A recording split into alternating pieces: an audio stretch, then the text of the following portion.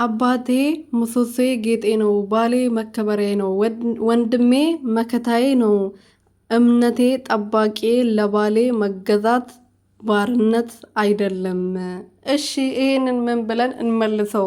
እዚህኛው ጥቅስ ላይ እንግዲህ ሩትዬ ሪፖስት አድርጋለች። ሩትዬ ጭር ስል አትወድም፣ ግን ባልሽ የቱ ጋ ነው ለአንቺ ጌጥሽ ወይም ክብርሽ የሆነው? ክብርሽ ዝቅ እያስደረገ አንቺ ስድብ የሚፈልግ የአንቺን ለቅሶ የሚፈልግ በአንቺ ለቅሶ ዶላር መብላት የሚፈልግ ወይም ደግሞ ልጅ ከነ ልጅሽ እንድትዘቀዘቂ ቤተሰቦችሽ እንድትሰደቡ ለአንቺ ሁሉም ሰው እንዳያከብርሽ ሰው እንዲጠላሽ በሰው ዘንድ እንድትጠይ የአንቺ ስም እንዲጠፋ ከማድረግና ይሄ አንቺን ከማስለቀስ ውጪ ወይም ደግሞ ለአንቺ ክብር ሰጥቶሽ እኔ እንጂ አላቅም ለአንቺ በቃ ተጨንቆ ባልሽ ለአንቺ ጌጥ ሆኖልሽ እኔ አላየውም።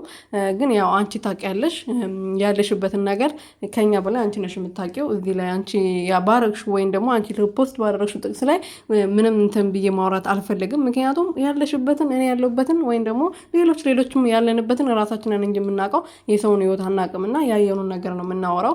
ሰላም ቤተሰቦቼ እንዴት ናችሁልኝ? እኔ ያለው እግዚአብሔር ይመስገን። ሰላማችሁ በዘት ትረፍረፍ ይበልልኝ። ለዚህ ቻናል አዲስ የሆናችሁ ሰብስክራይብ ያደረጋችሁ ቤተሰቡ ነው። እንግዲህ ሩትዬ ምንድን ነው ያለችው?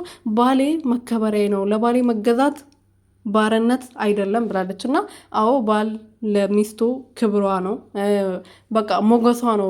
እኔ እንጂ አላቅም እንዴት እንደምገልጸው ራሱን ማለት ነው። ግን አብርሃም እንደዛ እየሆነልሽ አይደለም። በሚዲያ እንደዚህ ከፍ ዝቅ እያደረገ በአንቺ ለቅሶ እየሳቀ ትላንትና ልጄ ጠፍቷል ብለሽ እንደዛ ስታለቅሽ አባት የሆነ አንድ ወንድ ልጅ ይደነግጣል። እንኳን አባት ቅርና የትኛውም ሰው ልጄ ጠፍቶብኛል ብላ ለምታለቅስ ሴት ልቡ ይራራል፣ ይደነግጣል። አብርሃም ግን ምንም ነገር አልተሰማም። ትላንትና ልጁ ራሱ ሲመጣ ልጄ ብሎ አላቀፈውም። ከዛች ከማትረባና ለራሷ ክብር ከሌላት ልክስክስ ከሆነች ሴት ጋር መጣ።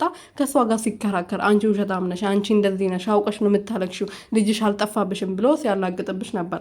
እና እኔ ይህንን ባል ነው ወይም ደግሞ የልጅ አባት ነው ብዬ መቀበል እንደኔ ከባድ ነው። ግን እንዴት አድርጎ እንደፈጠረሽ አንቺን የፈጠረ አምላክ እኔ አላቅም ምን አይነት ፈጣሪ እንደሆነ ማለት ነው። በጣም ልዩ ሴት ነሽ የኔ እናት፣ በጣም ጀግና ማለት ነው።